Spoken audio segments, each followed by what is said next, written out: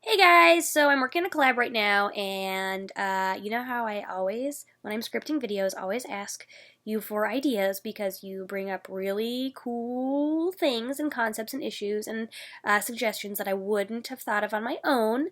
So I like to take advantage of your brains because I like the things you think. So I'm working on a script right now. It's a collab. It's a virtual collab. One of those collabs where we're not in the same room hanging out, but we're trading footage, which doesn't really happen anymore. Those kinds of clubs used to be popular a long time ago, but then they kind of stopped being popular when everyone moved to LA and just started hanging out. And then for some reason, YouTubers who didn't live in LA stopped emailing each other footage and collabing like that. But Ash continues to do it because she is nostalgic for old YouTube and doesn't understand why no one does it anymore. So I'm going to continue to do it forever. So I'm working on a collab right now with someone. You can probably guess who it is. But I'm not going to tell you just in case you can't guess, and then it'll be a cute little surprise. So I'm working on a collab right now, and it's about the meat of the collab, the core of it is about intersectionality and how different identities intertwine and interplay and things like that. So, and the person I'm queer, and the person that I'm collabing with is deaf. So we're going to be comparing and contrasting the adversity we face, not in like a competitive way, not like I have it harder, or she has it harder, not like that. Just like, hey, have you ever thought that a queer person has to deal with that, and vice versa? Have you ever thought about how a deaf person has to deal with this? It's supposed to be kind of eye-opening, like, holy crap, no, I would never would have thought of that, because I'm not deaf, so I don't have to think about that. And you're not queer, so you don't have to think about that. It's kind of like kind of a this is your privilege kind of a thing, and if you didn't have your privilege, this is what it would be like. Oh my gosh, that is what it would be like. How interesting. It's cool to think about how different people have it and experience the world from different perspectives. So that's what it's going to be about. So the title of the video is going to be, well, I'm not going to give that away. Anyway, so basically we're just comparing and contrasting how being queer and being deaf are similar and or different. And what do you guys think? I'm trying to think of some, and I've come up with a few, but I'm worried that I'm not thinking of some really good ones. So I'm wondering if you can think of some really good ones. So I'll give you an example. If you're like, I'm lost, I'm not quite sure what you're talking about. So an example about how, as far as like world experience goes, and like discrimination and adversity and things like that go, a difference, something that's different about being queer and being deaf is a queer person can pass if they want. So if I wanted to pass as the majority, I probably could. Maybe not completely. There might be some people who judge me right away because I have short hair. But I could probably pass more. I could pass as straight, not that I'd want to, more easily than a deaf person could pass as hearing. Not that they would want to. But if I did want to, I could. For example, I could go into work and I could not mention my wife. I could not mention my sexuality. I could totally lie by omission, not bring it up. It doesn't have to come up. And people could assume that I'm part of the majority, and they might not talk about that aspect of me. Maybe I didn't want to talk about it for some reason. Maybe I was too tired of being different or whatever. Or maybe I was really closeted. I was just really closeted and I wasn't ready to come out and I wanted to pass as straight. There's various reasons a person might want to pass as straight. I could pass. And besides lying as omission, I could just flat out lie. I could be like, no, I'm straight if I wanted to.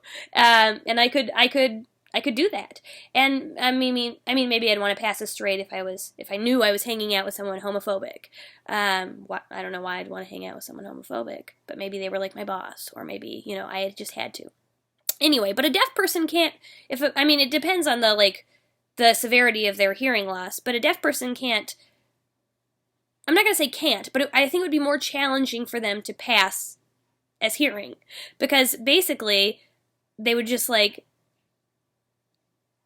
not necessarily. It depends. It depends. Every deaf person is different. It depends. if they do have some residual hearing. It depends if they can read lips. It depends if the activity that they're partaking in it has like closed captions and things like that. But otherwise, unless they, I feel like it would be harder for them to pass. I feel like they're constantly, I feel like they're, the minority part of them is more constantly out there. You know what I'm saying?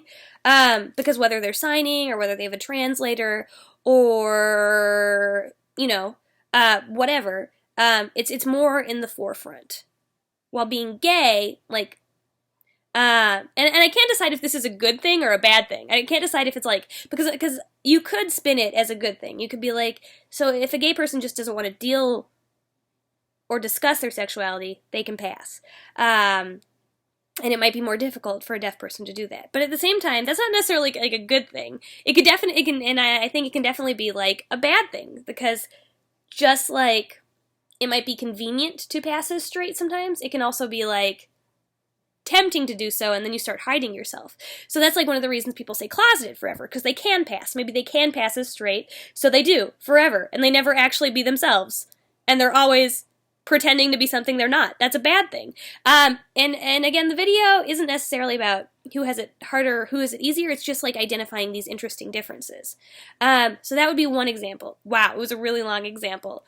Another example is that I feel like deaf people are more bombarded by majority norms. I feel like it's more, as the world progresses, as like time and the future marches on, I feel like people are assuming less and less that everyone is straight. We still do it. We still assume everyone's straight. It's still the default option when we're reading a book and there's a new character introduced. We just assume they're straight. Well, not ever, but, and you might be thinking, I don't do that, and good for you. So you're kind of like, you're like what I think the world's becoming. I think we're assuming less and less that everyone's straight, but I still think we assume that everyone's hearing. Nobody like walks up to you in life, and you're like, maybe they're deaf.